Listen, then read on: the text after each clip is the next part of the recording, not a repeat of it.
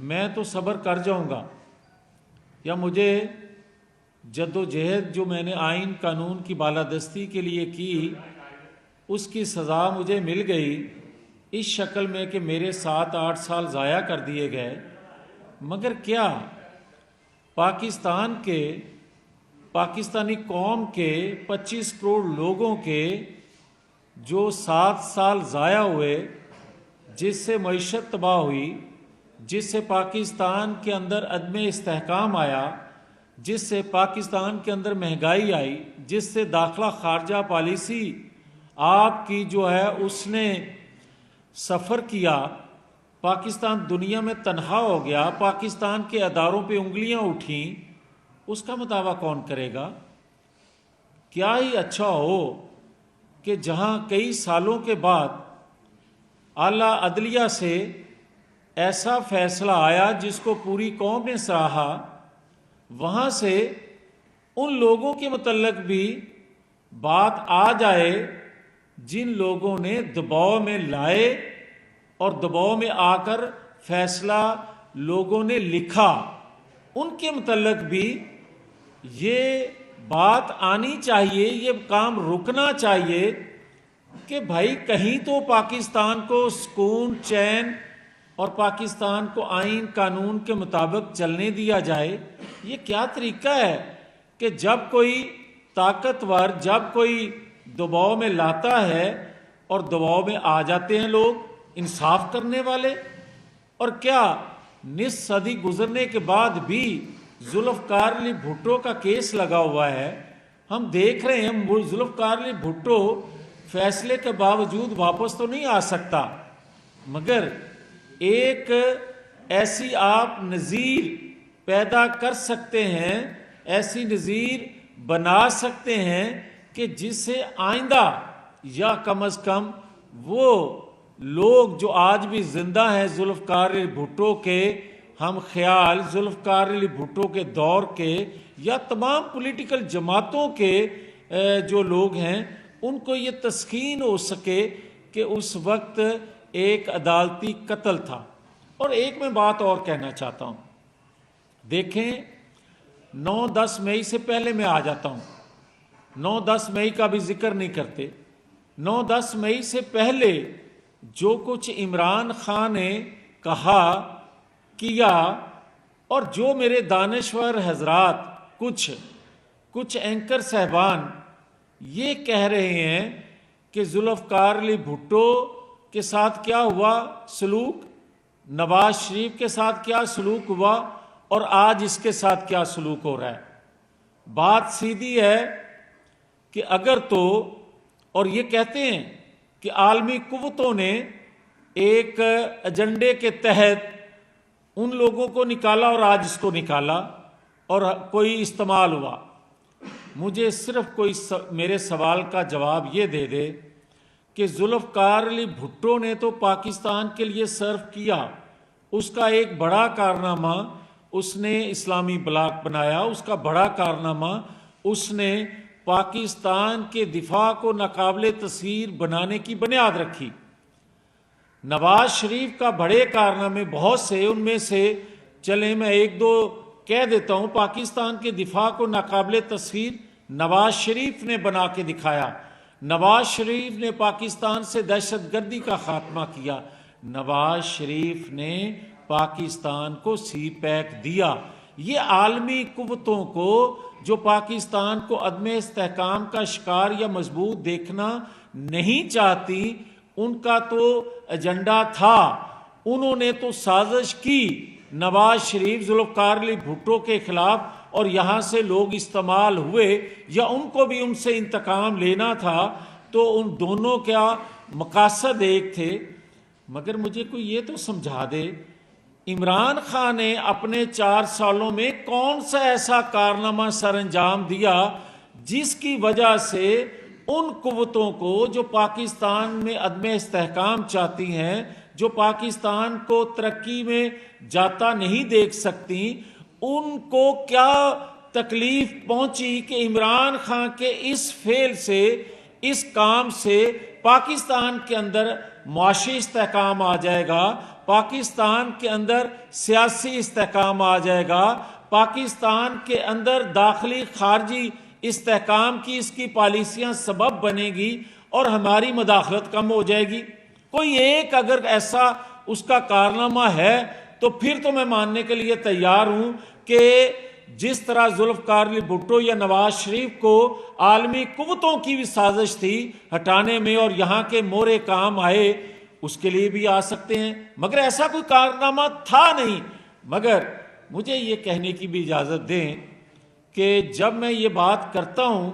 کہ سہولت کاری آج بھی موجود ہے، تو پھر میں آج ایک آپ کو 2-4 ایگزامپل دے رہا ہوں، میں 2-4 مثالیں دے رہا ہوں۔ ابھی 2-3 دن پہلے جب جیل میں اس نے الیکشن کمیشن کو کے ممبران کو دھمکیاں دی، سامنے بیٹھ کے دھمکیاں دی، جیل کے اندر سے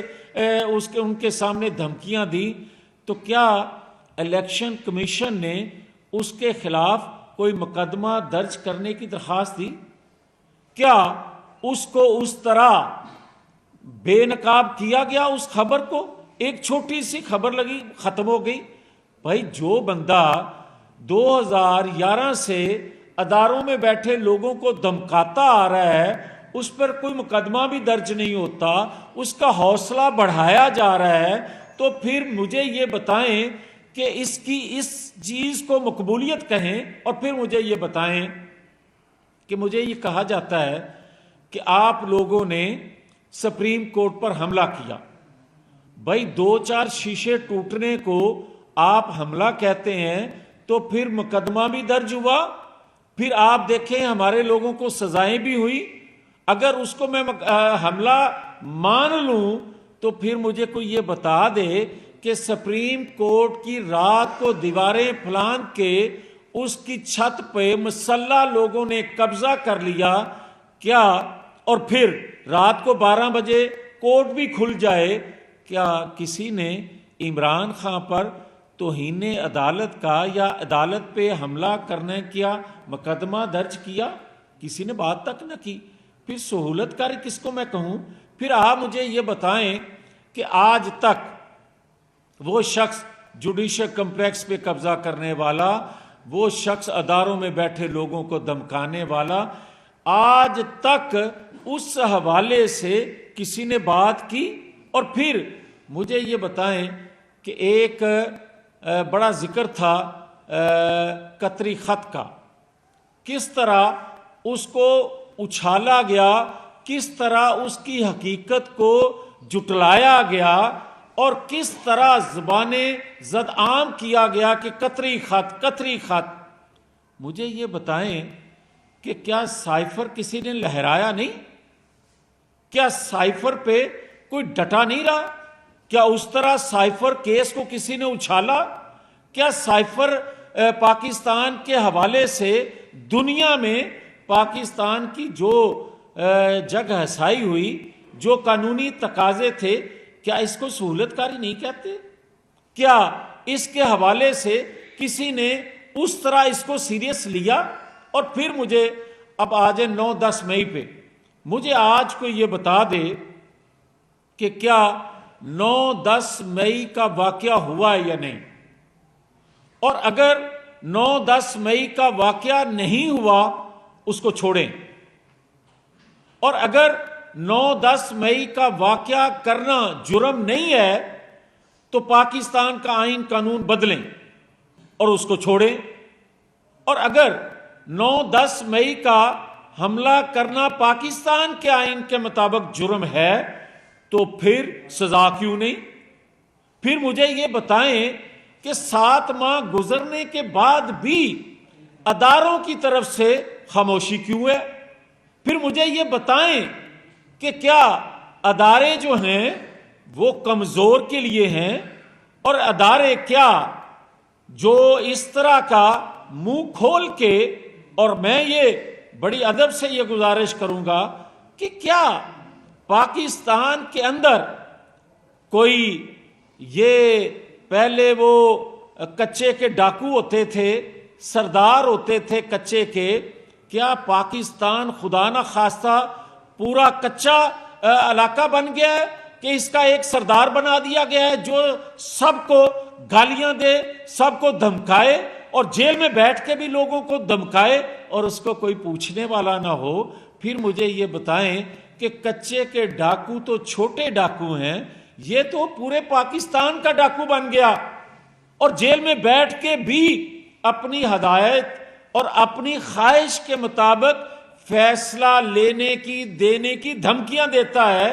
اور کوئی اس کو پوچھتا نہیں ہے۔ پھر مجھے یہ بتائیں یہ کیسا لیول پلینگ فیلڈ ہے؟ میں تو یہ کہتا ہوں کل کا فیصلہ ایک لیول پلینگ فیلڈ ہمارے لیے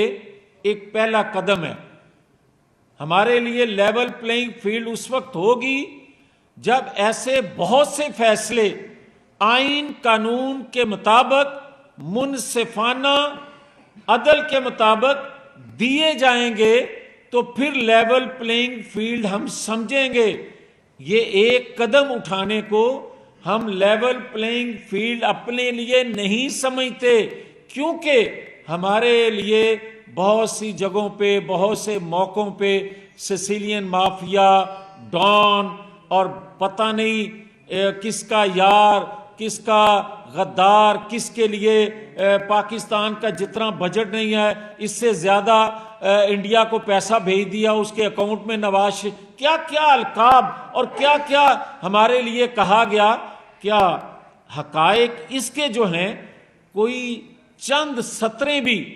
اس کے لیے کسی نے کہیں؟ اور جو سوشل میڈیا پہ جو ایک کیمپین چل رہی ہے آج بھی، کیا ہمارے لیے جو ہزاروں لوگ بھرتی کیے گئے تھے، کیا وہ ہزاروں لوگ اس وقت تو پاکستان کے ٹیکس سے ان کو تنخواہیں دی جاتی تھیں، آج کی تنخواہیں ان کو دینے والے اسباب اور کہاں سے وہ تنخواہیں دی جا رہی ہیں، کون سا پیسہ خرچ کیا جا رہا ہے، کیا آج بھی وہ سہولت میسر ہے؟ تو ان کو سہولت کاری کون کر رہا ہے یہ بتایا جائے۔ اور پھر یہ جو فیصلے، ہم نہیں کہتے اگر وہ بے گناہ ہے، اور اگر میرے آج کا نگران وزیر اعظم یہ بات کہیں کہ جناب مجھے پتہ نہیں ہے کہ 9-10 مئی میں وہ جیل کا میں رہنے والا شخص جو ہے وہ ملوث ہے یا نہیں، اگر نگران وزیر اعظم کو 7 ماہ گزرنے کے بعد بھی ادارے، ایجنسیاں نہیں بتا پائیں کہ وہ مجرم ہے یا نہیں، تو پھر میں کیا کہوں؟ پھر میں اپنے اداروں کے متعلق کیا سوچوں؟ پھر میں یہ کیا کہوں کہ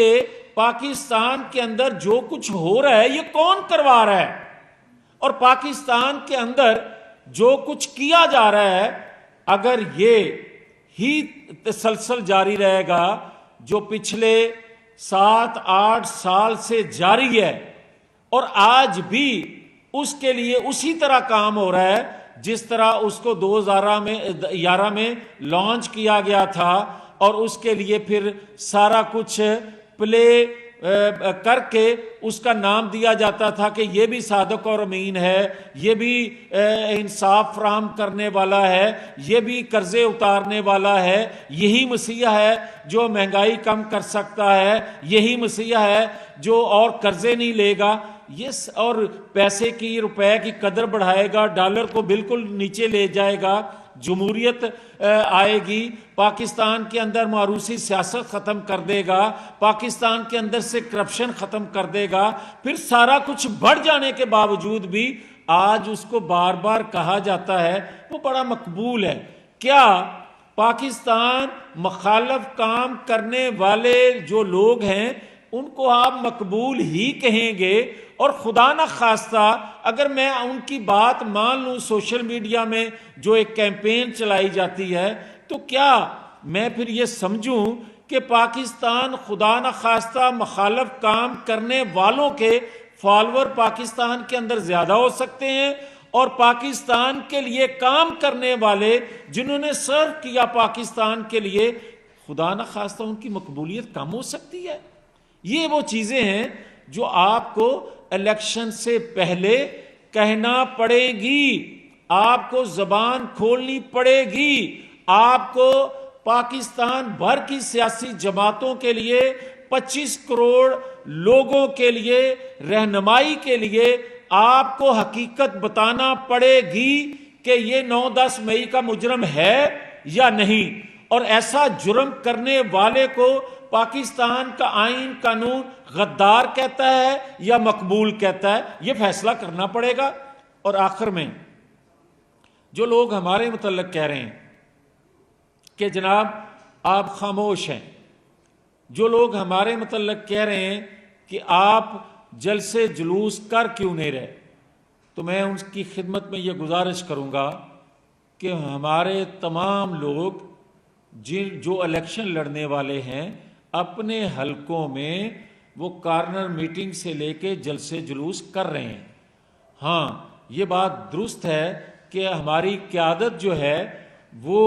شیڈول ان کا کل یا پرسوں جلسوں کا دے دیا جائے گا، جس سے وہ بھی ایک جو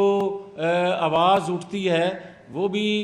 اس حوالے سے کہ وہ نکل نہیں رہے، وہ ٹکٹوں کے فیصلوں کے بعد شیڈول جب آئے گا تو وہ بھی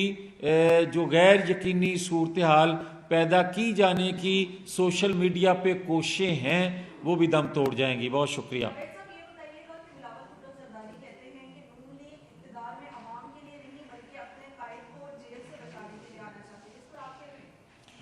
دیکھیں جیل میں تو ہم عوام، قوم، آئین قانون کی بالادستی کے لیے جاتے ہیں اور بار بار جاتے رہے ہیں۔ یہ جو بات جن کی آپ کر رہے ہیں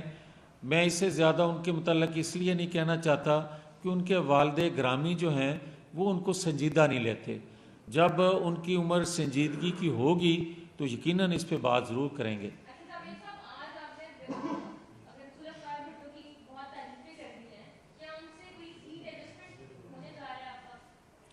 دیکھیں پیپلز پارٹی سے کسی سطح پہ ہماری کوئی سیٹ ایڈجسٹمنٹ نہیں ہو رہی۔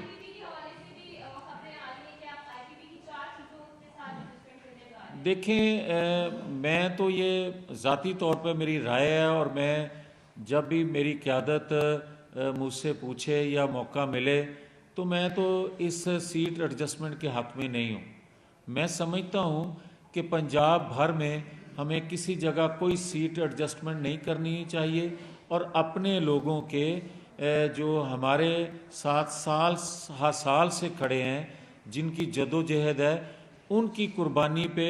ہم کسی طور پر کسی دوسری جماعت کے ساتھ سیٹ ایڈجسٹمنٹ نہیں چاہتے۔ جب اس کے یہ رہنمائی کرتے ہیں کہ اب تمام تر جو راہ تھی نواز شریف کی حائل میں جو رکاوٹیں تھیں وہ دور ہوئی، آخری رکاوٹ بھی جو نائب کی تلوار لٹک رہی تھی وہ بھی اب ختم ہوئی۔ اب آپ کیا چاہتے ہیں کہ لیول پلینگ فیلڈ ہو؟ کیا باقی سارے لوگ جو ہیں وہ آپ کے مد مقابل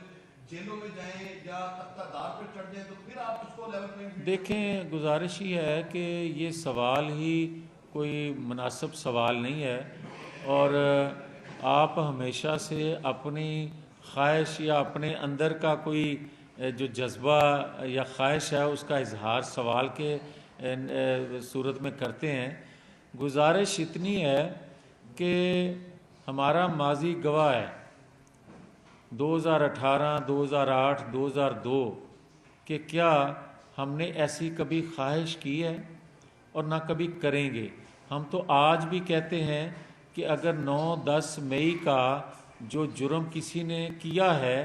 اگر اس کو جرم نہیں سمجھا جاتا یا آپ بھی اس کو جرم نہیں سمجھتے تو کوئی لمحہ ضائع کیے بغیر جیل کا پھاٹک کھول کے اس کو باہر لایا جائے، اور اگر آپ اس کو جرم سمجھتے ہیں تو اس کا بھی الیکشن سے پہلے فیصلہ کیا جائے تاکہ 25 کروڑ عوام کو پتہ چلے کہ 9-10 مئی کا فیل کرنا جرم ہے یا نہیں۔ دوسرا میں یہ ضرور کہوں گا کہ میں نے یہ بات کی بھی ہے کہ بھائی آپ اس شخص کو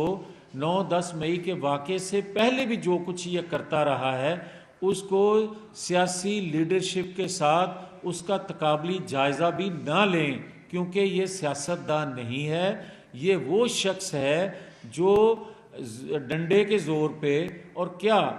آپ کی عدالتوں نے ماضی کے فیصلے جو ہیں ماضی کی عدالتوں میں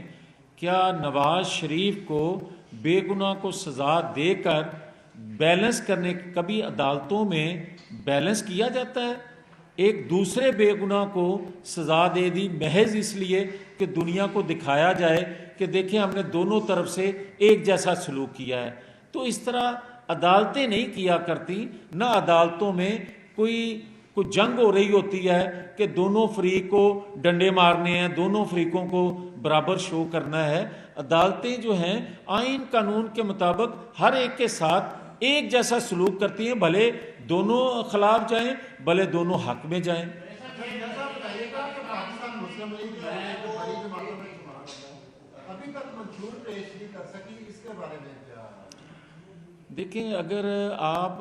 10-12 پوائنٹ کو منشور کہتے ہیں تو وہ تو جلسے جلوسوں میں آپ روز سنتے بھی ہیں، اور اگر آنے والی حکومت جو حکومت بنانے والی جماعت ہوتی ہے وہ یقیناً عوام کی جو خواہش، عوامی ضروریات کو مد نظر رکھتے ہوئے حقیقت پسندی پہ وہ اپنا منشور دیتی ہیں کہ ہماری ترجیحات کیا ہوں گی اگر ہمیں آپ کے تعاون سے حکومت بنانے کا موقع ملے۔ اس طرح نہیں ہوتا کہ آپ کے پاس وسائل بھی نہ ہوں تو آپ کہیں کہ 300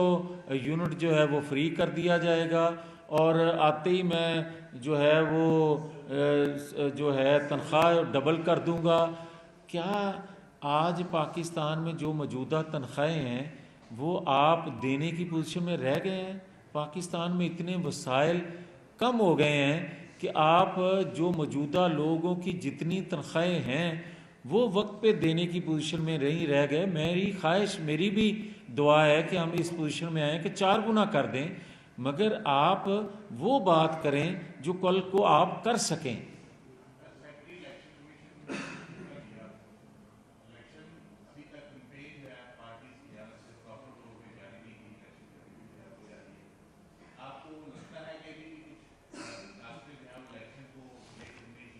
نہیں، میں نہیں سمجھتا۔ اس کی وجہ یہ ہے کہ دیکھیں، کسی کا بیمار ہو جانا، کسی کا اپنی ذاتی وجوہ کی بنا پہ چھٹی لینا، اس سے اگر الیکشن شیڈول متاثر ہوتا ہو تو پھر کوئی کسی ایک کو پکڑ کے زبردستی کہہ دے کہ تو استعفیٰ دے دے تو کیا شیڈول متاثر ہو جائے گا، الیکشن متاثر ہو جائے گا؟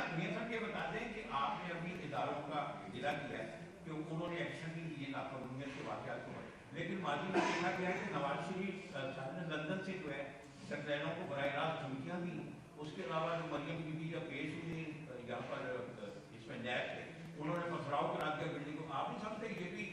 9 مئی جیسے واقعات ہیں، ان کے اوپر ایکشن ہونا چاہیے؟ اچھا، پھر آپ ایسا کریں کہ جنہوں نے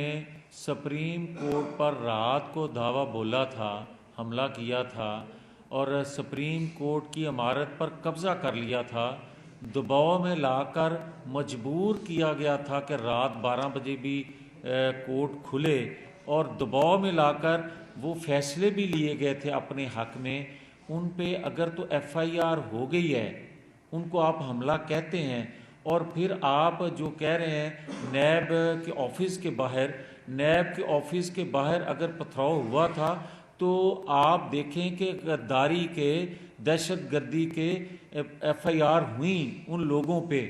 کیا ان پہ ہوئی ہیں؟ اور جہاں تک آپ کا یہ کہنا ہے کہ نواز شریف صاحب نے کچھ لوگوں کے نام لیے، تو میں آج بھی کہہ رہا ہوں کہ جو اداروں میں بیٹھ کے لوگ اس ادارے کی طاقت کو غیر آئینی مقاصد کے لیے، اپنی خواہش کے لیے، کسی کو فائدہ دینے کے لیے اور کسی کو نقصان دینے کے لیے، ریاست کو نقصان دینے کے لیے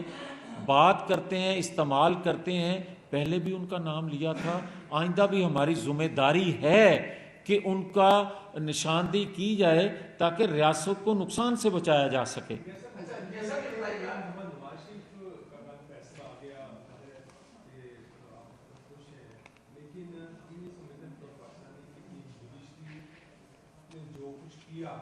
جو سامنے آیا، بٹوں کے ساتھ جو ہوا، جو سامنے آنے والا ہے، ایکسپیکٹڈ ہے کہ وہ بھی جنریٹ ہو جائے گی اس کیس میں، اس کے پس پردہ اسٹیبلشمنٹ کا ہی رول ہے तो अगर आपकी हुकूमत आ जाती है तो दोनों केसेस आपके सामने होंगे, तो जाहिर है जो कराने वाले हैं बस पर्दा जिनके आप कहते हैं सूरत का, तो आपको तो उनके खिलाफ इन्वेस्टिगेशन करानी पड़ेगी, तो ये तो फिर एक टकराव की पॉलिसी होगी। नहीं, टकराव नहीं। देखिए बात सीधी सी है कि अगर आज जुल्फ़िकार अली भुट्टो का फ़ैसला आ जाता है तो क्या जुल्फ़िकार अली भुट्टो ज़िंदा हो जाएंगे, वापस आ जाएंगे? नहीं आ सकेंगे। मगर ये हकीकत सामने लाना ज़रूरी है कि लोगों को पता चल सके कि पर्दे के पीछे कौन लोग होते हैं, उनके मकासद क्या होते हैं, और फिर किस तरह कौमी लीडरशिप का कत्लेआम किया जाता है। जिस तरह नवाज शरीफ का आपने ज़िक्र किया, तो क्या ये मुनासिब नहीं था कि नवाज शरीफ पहले बरी हुए, फिर उसके बाद आज ताहयात उनकी नाअहली ख़त्म होती है? तो ये नवाज शरीफ का केस नहीं था, ये 25 करोड़ अवाम का केस था, जिसकी वजह से आप देखें कि 25 करोड़ अवाम की नुमाइंदा जो सियासी जमातें हैं, कोई एक जमात बशमूल PTI भी उसमें शामिल कर लें कि किसी ने कहा हो कि ये फ़ैसला दुरुस्त नहीं है। सब ने कहा कि ये फ़ैसला दुरुस्त है। तो फिर इससे अखज़ ये होता है ना कि नवाज शरीफ के साथ ज़्यादती की गई थी। फिर ये इससे आपको ये मतलब लेना चाहिए ना कि PTI भी कहती है आज कि नवाज शरीफ के साथ दबाव में लाकर फैसले करके नवाज शरीफ के साथ ज़्यादती हुई। ये मैं खुशहाली नहीं हूँ, ये 25 करोड़ अवाम खुश हुए इससे कि चलें देर से सही मगर कम अज़ कम उस तरफ एक कदम तो उठा।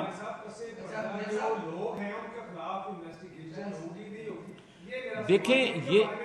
जो आपका सवाल है ये मेरा भी सवाल है, ये 25 करोड़ अवाम का भी सवाल है। फैसला देने वालों के सामने कि सिर्फ फैसला दे देने से पाकिस्तान के अंदर जो कुछ हुआ उसकी तलाफ़ी नहीं है। उसकी तलाफ़ी उस वक्त होगी जब आप फैसला करवाने और करने वालों को भी कटहरे में लाएंगे। आज फैज़ाबाद धरने के हवाले से क्यों हम जोर देते हैं? उसमें नवाज शरीफ का तो कोई फ़ायदा नहीं है, उसमें आपका तो कोई फ़ायदा नहीं है, उसमें किसी फैसला करने वाले का जो फ्यूचर में फैसला करेंगे उस केस के हवाले से, या इन्वेस्टिगेशन सेल जो बना या इन्वेस्टिगेशन कमेटी जो बनी, उसका तो कोई फ़ायदा नहीं है। उसमें फ़ायदा तो है पूरी पाकिस्तानी कौम का कि इनके पीछे जो लोग करवाने वाले होते हैं उनको कौम के सामने बेनकाब किया जाए ताकि आइंदा कोई जुर्रत ना करे ऐसे फेल की। तो मैं समझता हूँ कि उस कमेटी का टाइम आगे करने की दरख्वास्त करना कि इसके टाइम फ्रेम को बढ़ाया जाए। मेरी गुजारिश होगी अदलिया से, उस बेंच से कि जिन्होंने मेहरबानी की पूरी पाकिस्तानी कौम पर कि कमीशन बना के उसका टाइम फ्रेम दिया, उस टाइम फ्रेम को बढ़ाना नहीं चाहिए। उस टाइम फ्रेम में फैसला दिया जाए ताकि उससे भी इलेक्शन में इलेक्शन दिन लोगों को वोट करने में रहनुमाई मिलेगी। अच्छा सेनेट में एक करारदाद पास हुई कि इंतखाबात मुलतवी किए जाएं और सेनेट के जो कायदे ऐवान है वो मोहतरम इसहाक डार साहब हैं। क्या ये उनकी रिस्पॉन्सिबिलिटी है, उनकी गफलत है, नाअहली है, या फिर मुस्लिम लीग उन्होंने उनसे कोई बात की है कि आप इस मुद्दे पर बैठे थे, आपकी जानब के बगैर या आपके फरमान के लिए बगैर ये कैसे करारदाद? देखें, मेरा ख्याल है कि फिर आपने पढ़ा नहीं है उस दिन को या उस करारदाद को या सेनेट की प्रोसीडिंग को आपने नहीं देखा कि सेम डे वो करारदाद टेबल की गई और सेम डे लाए गए। अगर उससे पहले वो करारदाद जमा करवाई गई होती तो लोगों को, सेनेट के मेंबरान को इल्म होता, यकीनन फिर उस दिन गैर हाज़िरी पे उनको नोटिस किया जाना चाहिए था। मगर जो शख्स पेश कर रहा है, सेम डे ला रहा है और पेश कर रहा है और टेबल की जा रही है चेयरमैन सेनेट के हवाले से, तो मैं ये कहूँगा कि जहाँ 12-14 जो सेनेट के मेंबरान हैं उन पे ये साबित होता है कि وہ آئین قانون کے ماورا اوان بالا میں ایسا کردار ادا کر رہے تھے، اس میں چیئرمین سینٹ بھی اتنے قصوروار ہیں جنہوں نے سیم ڈے اس کو ٹیبل کرنے کی اجازت دی، اور چیئرمین سینٹ کو یہ چاہیے تھا کہ اتنا حساس ایشو تھا تو وہ 2 دن کا